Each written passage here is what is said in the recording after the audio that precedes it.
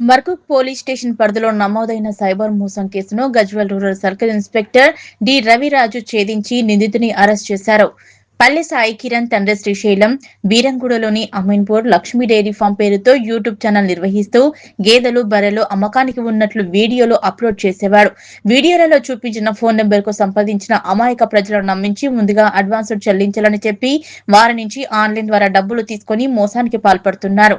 ఈ క్రమంలో మర్కు గ్రామానికి చెందిన శ్రీ సాయిరెడ్డి శంకర్ రెడ్డి యూట్యూబ్ లో వీడియోలు చూసి నిందితుని సంప్రదించి 10 బర్రెలు కావాలని కోరగా వాటి ధర 15 లక్షలని చెప్పి సుమారుగా 2,50,000 అడ్వాన్స్ గా ఆన్లైన్ ద్వారా తీసుకున్నాడు.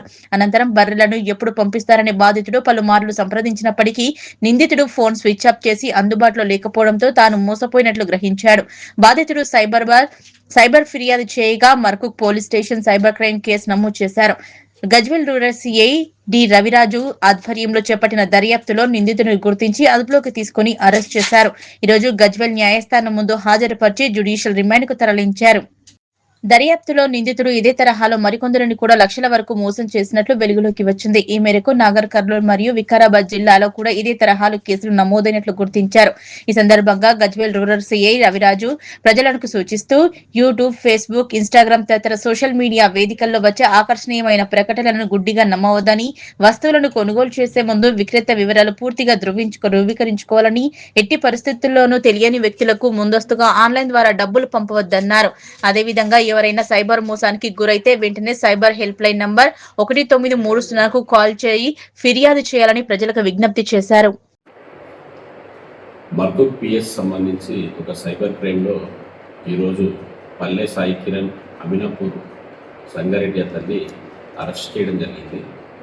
మాకు సాయిరెడ్డి శంకర్ రెడ్డి అని మర్కూక్ సంబంధించినటువంటి నివాసి గత మార్చి నెలలో లక్ష్మీ డైరీ ఫామ్ సంబంధించినటువంటి ఒక డైరీ ఫామ్లో బర్రెల గురించి యూట్యూబ్ ఛానల్లో సాయి కిరణ్ ఒక పోస్ట్ చేయడం జరిగింది. అవసరం ఉన్న వాళ్ళు బర్రెలు కొనుక్కోవచ్చు అని చెప్తే దాన్ని నమ్మి అతను దాని ఇచ్చిన ఫోన్ నెంబర్ సంప్రదించగా అతనికి ఇతనికి సంబంధించి ఒక 10 బర్రెల గురించి వేరేసార్లు జరిగాయి. దానికి గాను ఇనిషియల్గా అడ్వాన్స్ 5 లక్షలు పంపాలని ఇతనికి 2 లక్షలు పంపినాడు.